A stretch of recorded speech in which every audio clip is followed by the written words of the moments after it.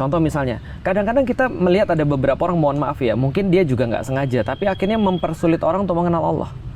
Artinya makrifat Allah tuh seolah dibatasi oleh beberapa hal atau oleh banyak hal yang kalau orang tuh nggak melakukan begini, orang tuh nggak bisa makrifat kepada Allah. Bagiku nggak gitu juga sih sebenarnya. Contoh misalnya ya, ada orang berkata begini, kalau kamu pengen makrifat kepada Allah, itu kamu harus melakukan beberapa riyadoh, beberapa latihan-latihan, beberapa amalan-amalan. Contoh misalnya, kamu harus zikir segini kali, kamu harus sholat sepanjang ini dan segala macam. Nah, menurutku nggak semua orang bisa seperti itu. Karena orang-orang kayak aku yang malas ini agak sulit tuh kalau disuruh seperti itu. Contoh misalnya, kalau kamu mau mengenal Allah, kamu harus sholat dari pagi sampai, dari malam sampai pagi misalnya. Puasa 40 hari berturut-turut. Tanpa putus-putus. Atau zikir 1000 kali, la ilaha illallah misalnya. Itu agak, bagi orang kayak aku, ini agak sulit bagi orang malas kayak aku. Tapi ada juga orang yang bilang, enggak, yang penting harus berpikir aja. Allah itu logik dan sangat logik.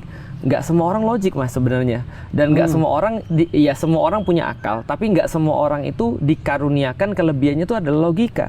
Sehingga apakah ketika orang misalnya lebih dominan perasaannya tidak bisa ma'rifatullah, harusnya juga bisa juga.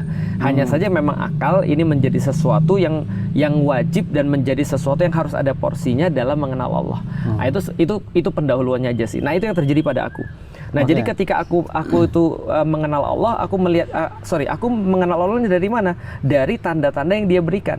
Dan tanda-tanda itu hanya bisa dijangkau dengan akal, dengan logika. Nah, seterusnya baru ketika kita sudah mengenal Allah, ikatan ini menjadi lebih besar dengan keterlibatan perasaan, dengan keterlibatan hati, dengan keterlibatan riyadoh, pengalaman-pengalaman fisik dan segala macam. Nah, itulah kemudian singkatnya mengenal Allah. Nah, berarti kalau misalkan kita bertanya, bagaimana cara terbaik untuk kita mengenal Allah, itu seperti apa? Iya, seperti apa? Menarik.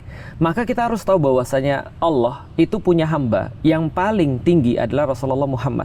Ini yang sudah kita sepakati, bahwasanya Rasulullah Muhammad adalah pemimpin daripada para nabi, yaitu adalah imam daripada para nabi, itu adalah Rasulullah. Maka yang memuncaki tangga hamba-hamba Allah itu adalah Rasulullah Muhammad. Artinya yang paling mengenal Allah pastilah Rasulullah.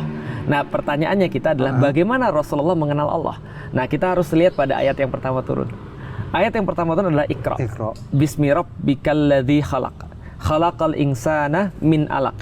Iqra wa rabbukal akram alladzi 'allama bil qalam 'allamal insana ma lam ya'lam. Yang menarik, Mas.